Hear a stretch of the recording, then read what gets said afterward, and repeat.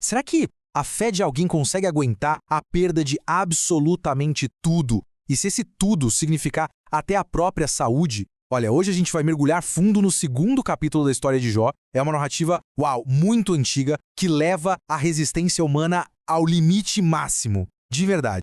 E logo de cara a gente tem essa frase pele por pele. Essa expressão, ela já dita o tom de tudo. É basicamente um desafio direto de Satanás, sabe? A ideia dele é que, no fundo, as pessoas só se importam com a própria pele e que, para se salvar, largariam mão de qualquer coisa. E é aí que fica a grande questão do capítulo.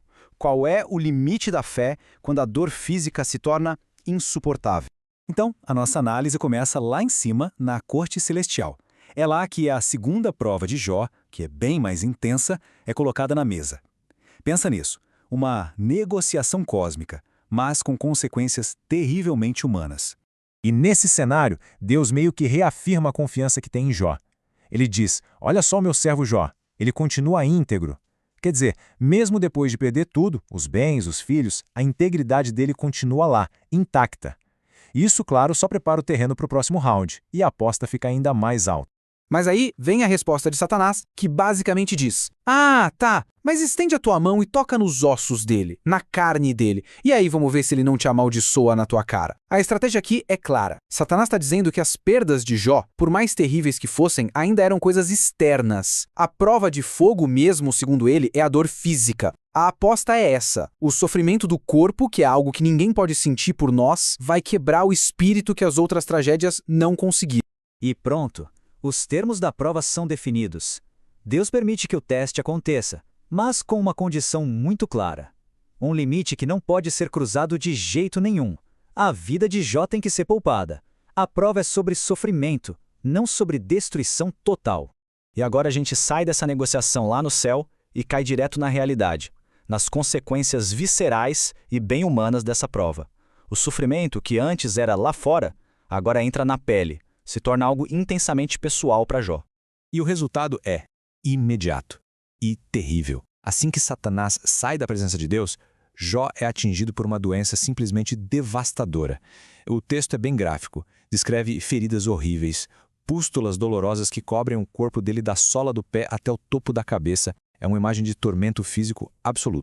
A reação de Jó a tudo isso torna a dor dele quase palpável, né?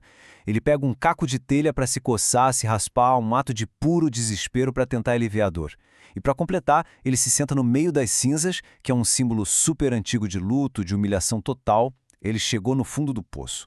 E é exatamente nesse ponto, no auge da miséria, que a gente chega no clímax das ideias do capítulo. É aqui que acontece um confronto direto que representa aquela batalha interna entre resistir e simplesmente se entregar. E olha, este diálogo é de uma força... De um lado, a gente tem o conselho da esposa dele. Você ainda vai manter sua integridade? Amaldiçoa logo esse Deus e morre. É um grito de basta, a dor é demais.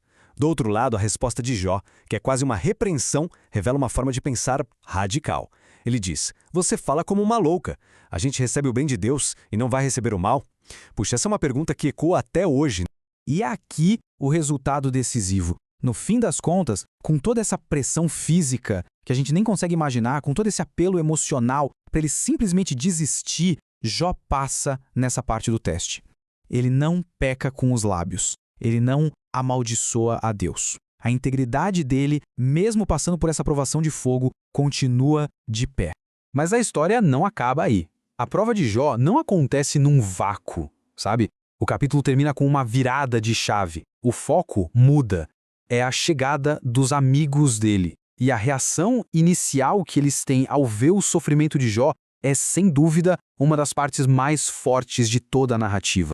Então vamos ver como isso acontece. Primeiro, os três amigos, Elifaz, Bildade e Zófar, ficam sabendo da tragédia. Eles combinam de ir juntos para lamentar com Jó e tentar consolar. Mas quando eles chegam e veem o Jó de longe, eles nem o reconhecem. O choque é tão grande que a reação é imediata. Eles choram alto, rasgam as próprias roupas, jogam poeira na cabeça. É um ritual de luto profundo. O sofrimento de Jó o transformou tanto que ele ficou irreconhecível, até para quem mais o conhecia. E aí vem o momento que para mim é o mais marcante de todos.